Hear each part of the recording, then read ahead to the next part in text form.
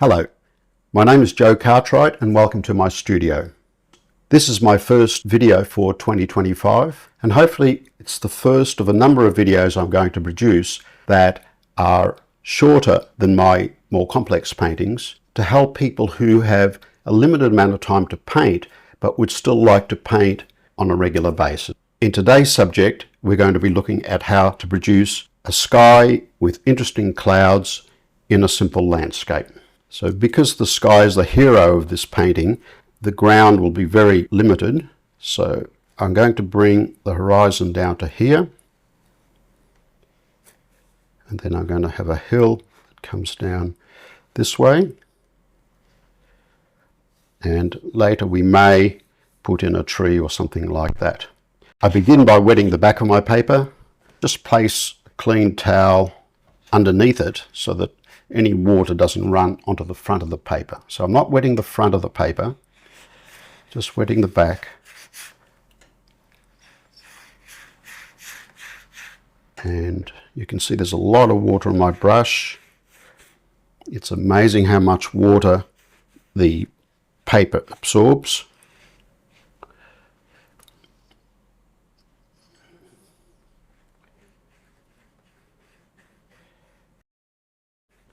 And we'll let that sit there and absorb that water. Now the colours we're going to use is Cobalt Blue for the sky, with a little bit of permanent rose and a little bit of Cad Orange. Now this is a Winsor and Newton Cad Orange, which is more of a yellowish orange. You might find your orange is redder than that, in which case I would, instead of using Cad Orange, maybe you might want to use raw Sienna or yellow ochre if you've got it.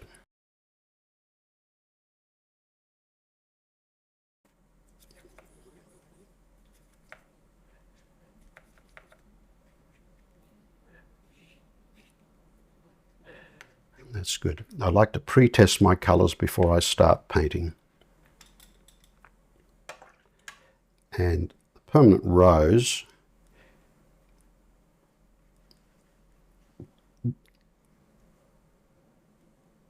this needs to be very weak, maybe a bit weaker. Add a bit of water to that, a bit more water. There you go, barely tinting the paper. And then the Cad Orange, similar mixed.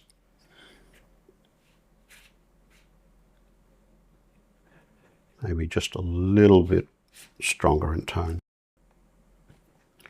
Go back to my paper, wet it again.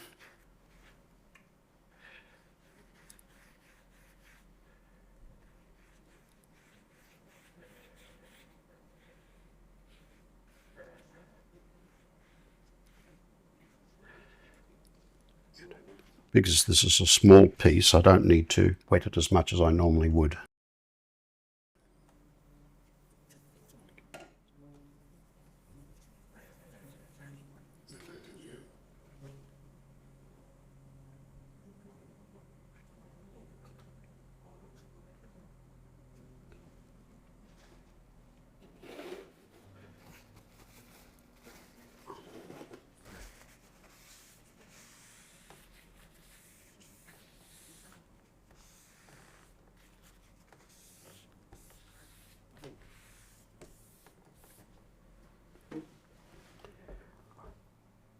Okay, so this is sitting there nice and flat. To create the clouds, firstly I'm painting on dry paper, so this is dry, because I want some nice sharp edges around some parts of the clouds. If I wet the front, I can't achieve that effect. And I'm going to create the shape of the clouds as what we call negative shapes by painting around the cloud shapes with my Cobalt Blue, and I'll leave behind the white of the paper for the clouds. And to create a lot of edge variety, I'm going to use the side of my brush and create what we call a broken edge around the edge of the cloud. You'll see how this works in a minute. And to balance this landmass here, I'm going to have a big cloud here, and then maybe a medium-sized cloud here with a smaller one here. So I'm painting up to the edge of the paper. This will give the impression that this is a much bigger cloud than what it is. So let's create a cloud there. I'm going to create a smaller or medium-sized cloud here, and then a smaller one here, something like that will do.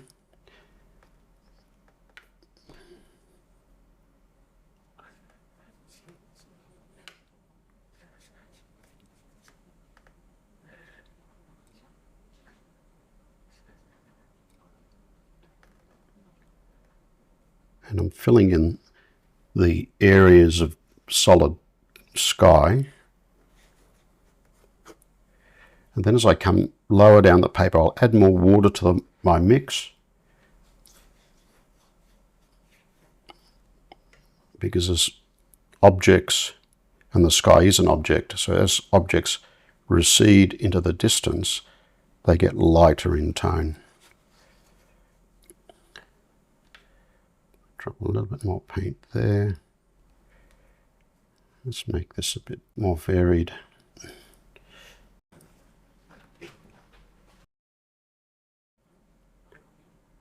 Great. Clean my brush, then I'll go into my very weak cad orange, and now I'm going to paint the cloud shape itself, and making sure that I don't touch the edge all the way around. I can touch some of the edge, but not all of the edge. And that'll leave me some nice sharp edges and some in-between edges.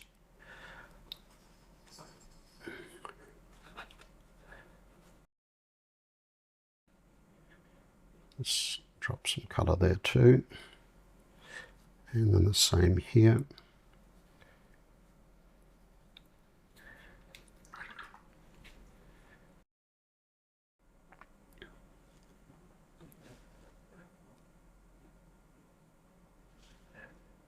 And now I'll go in with my permanent rose and go in with that here and there. Now you can simplify this, and instead of using the permanent rose and the cad orange, you can just do this stage with just clean water. But these colours give it a little, give the clouds a little bit more body. The clouds are looking a little bit flat. I'm going to pick up some of the Cobalt Blue, add a small amount of permanent rose to it, small amount of cad orange, give it a hint of grey colour, and then we'll go in and add some shapes within the cloud shapes like that.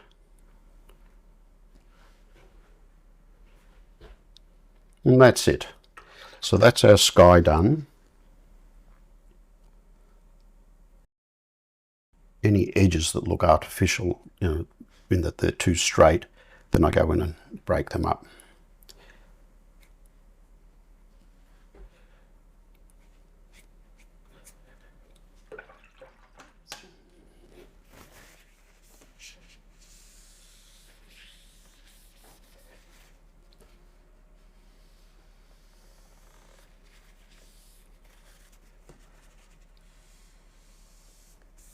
I'm now going to go and dry this with a hairdryer, because if I start painting the water here, the paint will bleed up into the sky.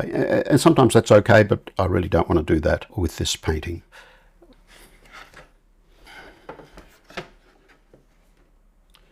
Great, so I've dried this enough that the surface layer is dry, but underneath the paper is still wet. By wetting the back of the paper, one, it allows me to paint on a flat surface, lets me paint on the whole area of the paper, and it gives me more time to paint, because the surface paint will take longer to dry because of that wetness underneath. Now, let's mix some colour for the ocean. We've got some Cobalt Blue here, so we won't waste that, but we're going to add some French Ultramarine to it.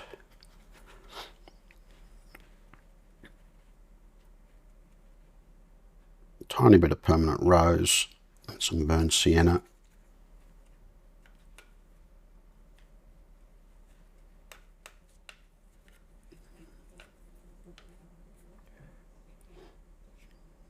Just to create a slightly grey leaning blue.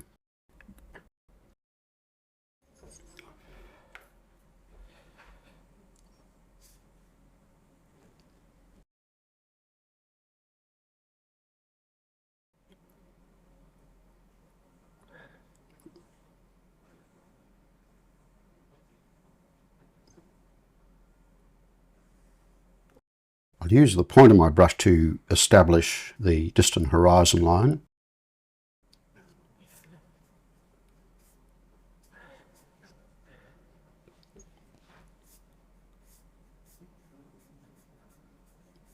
And then some quick strokes, which will leave a few hints of foam in the distance.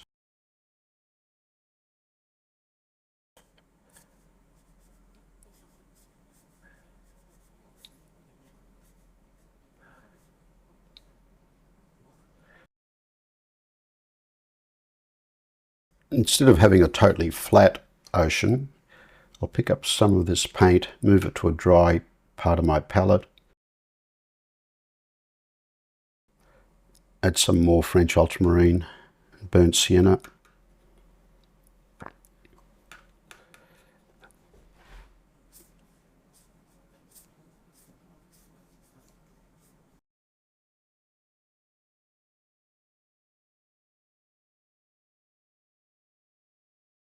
Strengthen that some more. Main thing is not to add more water to it.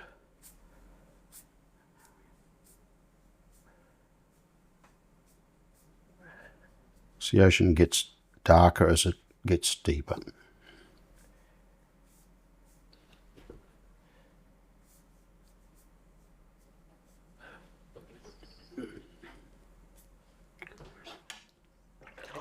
Okay, so that's the ocean done.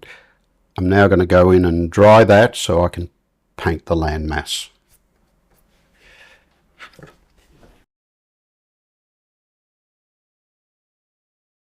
Now for the land, I'm going to just create some rocks here, maybe a little bit of green coming in from this side. This is a painting I'm just making up out of my imagination.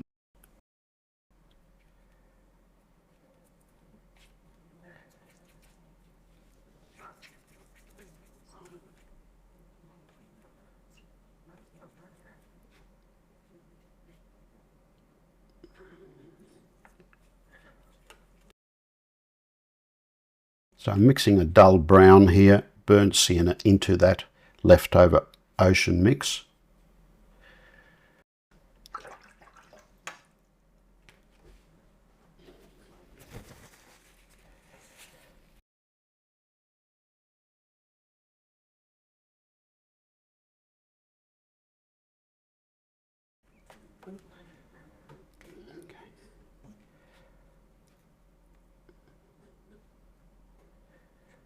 And I'll mix a darker mix of that.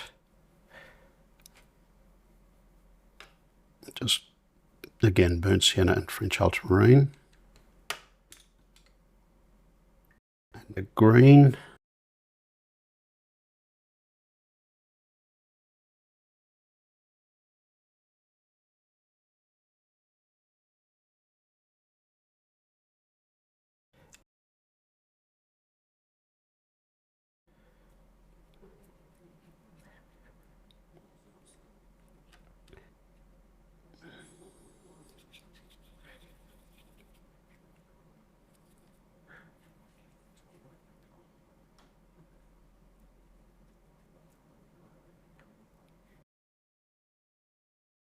So I've mixed this green with some Aureolin. You can use Winsor Lemon or any coolish leaning yellow. A little bit of Cobalt Turquoise, some raw Umber to dull it off a bit, and also some French Ultramarine, which also dulls it but increases its tone and cools the green down. And that will do.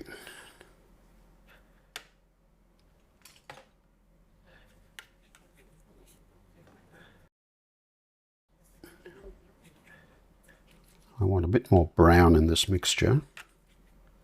Now when you're painting, your first 1 or 2 brush strokes is where you go, yep, wrong colour, let's stop, let's change it.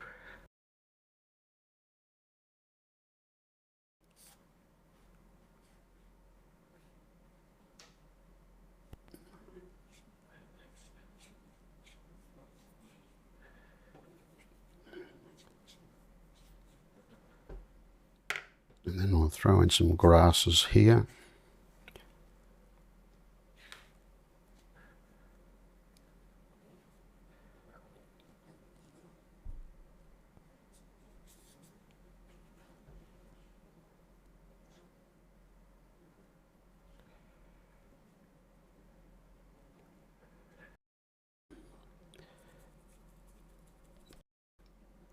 To give this a bit more interest, I'm going to make some splatter with other colours that could exist in that environment. So I'm going to mix some Aureolin, raw umber and French ultramarine. A thicker mix, but not that thick that it doesn't come off the brush.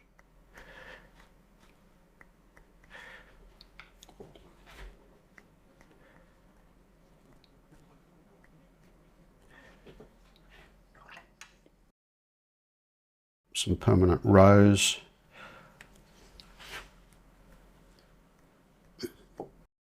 These could be flowers or something on the side of the hill. Don't tap your finger too hard or you'll get dots everywhere in the sky.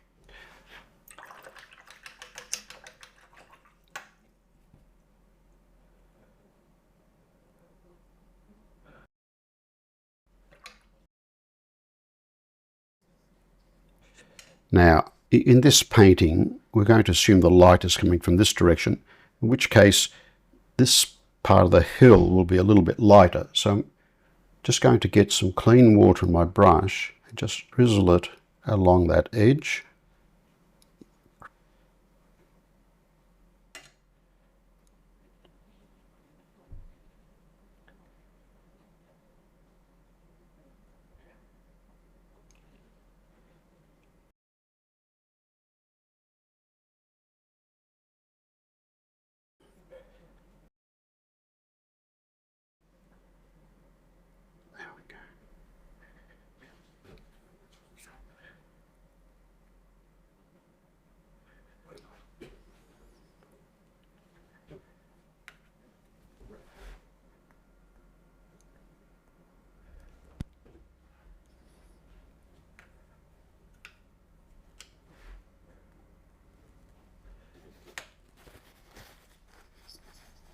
A few too many stray dots there.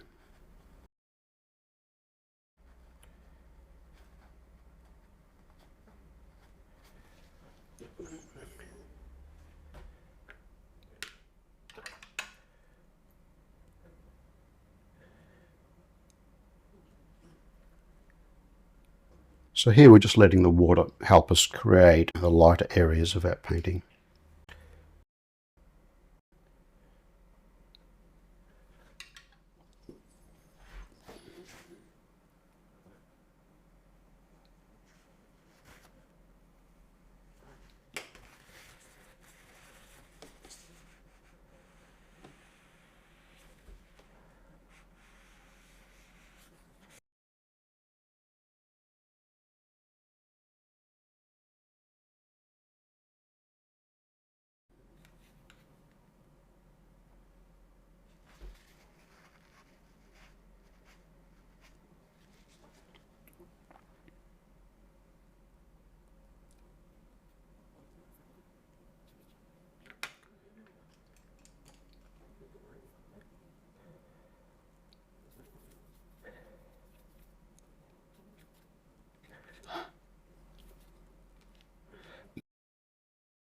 Going to mix a grey colour with some Cobalt Blue, French Ultramarine, burnt Sienna.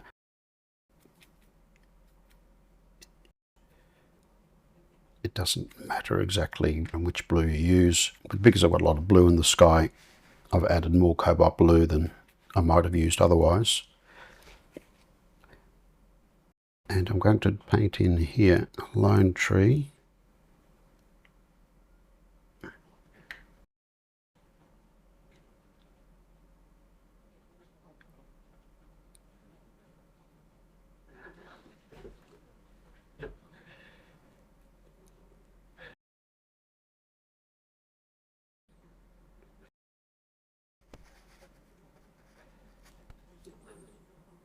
on a fence.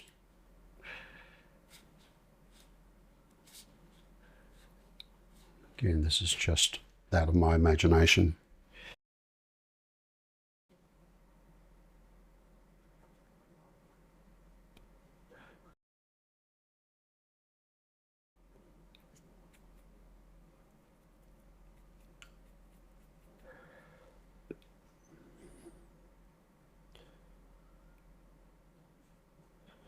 And when I say out of my imagination, it's out of my imagination from many, many years of painting and observing nature.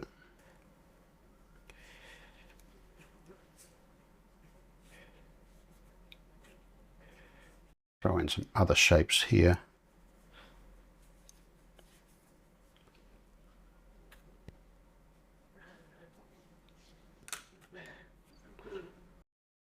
I'll go back and put some more splatter back in, because when I drizzled the water I lost all those shapes. And I still like the idea of a few red dots.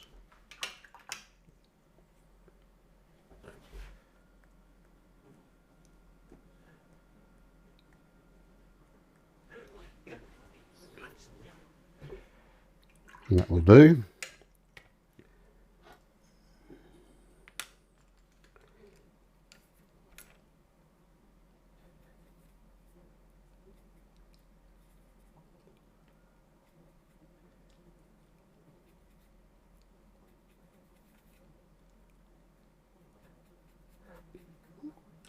And then in the sky we'll throw in some birds.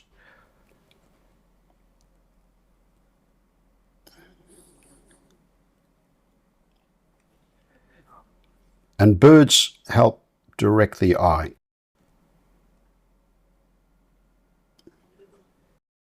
We want the viewer's eye to wander around inside of our painting, and that's where the birds come in handy. I quite often have birds flying into the painting and then, subtly directing their eye to wherever I want the eye to move.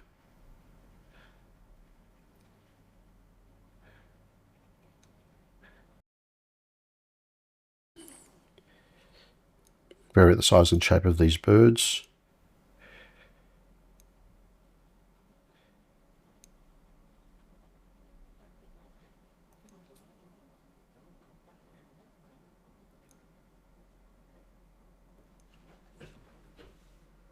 And that's it.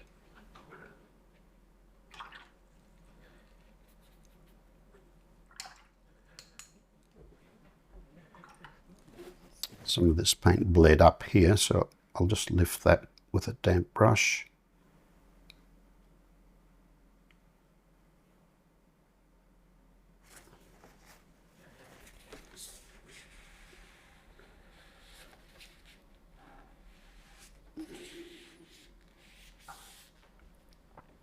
Let me dry that and I can sign it.